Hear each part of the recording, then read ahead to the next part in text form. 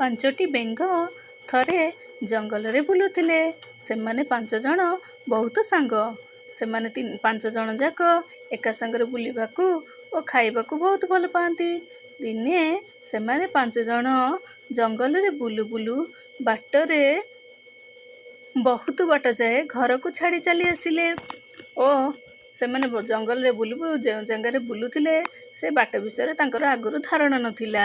ସେ ବାଟରେ ଯାଉ ଯାଉ 3 ଜଣ ବେଙ୍ଗ ଏକ ଖାଲରେ ଗଳି ପଡ଼ିଲେ ଆଉ ସେଥିରୁ ଡେଇଁ ଡେଇଁ ବାହାରିବା ପାଇଁ ଚେଷ୍ଟା କଲେ। 3ଟି ବେଙ୍ଗ ଡେଇଁ ଡେଇଁ ବହୁତ ହାଲିଆ ହୋଇଗଲେ।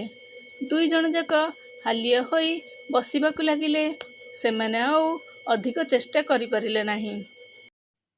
କିନ୍ତୁ ତୃତୀୟ ବେଙ୍ଗଟି ତାର ଲଗାତାର ଚେଷ୍ଟା ଚଳାଇଥାଏ। ସେ ହାଲିଆ ହେଲେ ମଧ୍ୟ ସେ କେମିତି ବାହାରକୁ ବାହାରିବ ସେଇ ଚେଷ୍ଟାରେ ଲାଗିଥାଏ। ଉପରେ ଯେଉଁ 2ଟି ବେଙ୍ଗ ବସିଥାନ୍ତି ସେମାନେ କହିଲେ, ଆରେ ତୁ କ'ଣ ପାଇଁ ଏତେ ଡେଉଁଛୁ? ଡେଇଁ ଡେଇଁ ମରିବୁ ନା କ'ଣ?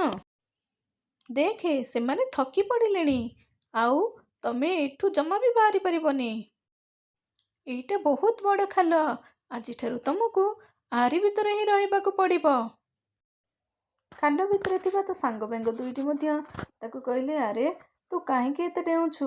ଆମେ ଏଥିରୁ ଆଉ ବାହାରି ପାରିବା ନାହିଁ। ତୁ ବେକାରଟାରେ ଚିନ୍ତା କରନି କି ଚେଷ୍ଟା ବି ଆଉ କରନି।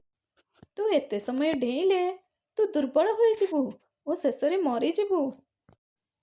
ତୃତୀୟ ବେଙ୍ଗଟି କାହା କଥା ଶୁଣି ନଥିଲା, କାରଣ ସେ ବେଙ୍ଗଟି କାଲ ଥିଲା।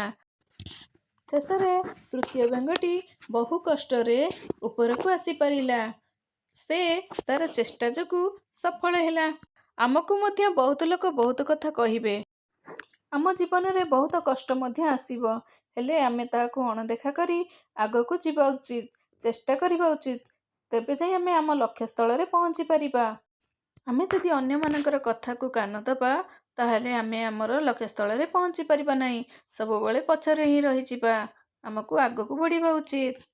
ସାଙ୍ଗମାନେ, ଯଦି ଆପଣଙ୍କୁ ଏହି କାହାଣୀଟି ଭଲ ଲାଗିଥାଏ ତାହେଲେ ଲାଇକ୍, ସେୟାର ଆଉ ସବସ୍କ୍ରାଇବ୍ କରିବାକୁ ଜମା ଭୁଲିବେନି।